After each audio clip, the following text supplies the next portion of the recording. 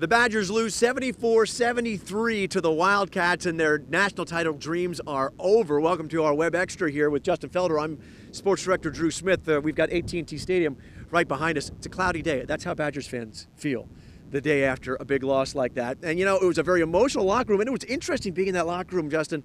The emotion there was so raw right after that game. You know, and I was impressed with Badgers players. They were professional. It's not easy answering questions from you and I and the other members of the media after such a tough game. They sat there, they owned their mistakes, and a lot of the guys, we saw ranges of emotions, from shocked to deflated to very upset to head and hands crying, Drew. Some of the things that they said, well, they're going to be back next year. They really want to be back next year. This team only really loses Ben Brust, and that's about it in terms of big scorers.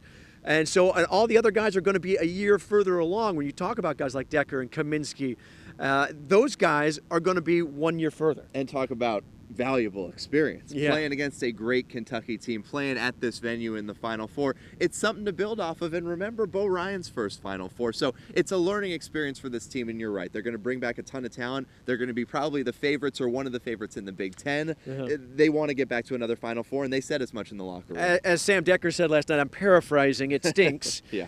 Because that's sports. Someone's going to lose. And it was a little numbing at first, but now you kind of get that hunger to go back next year. We saw Frank Kaminsky, who was just absolutely distraught after this game. But again, he's got another year.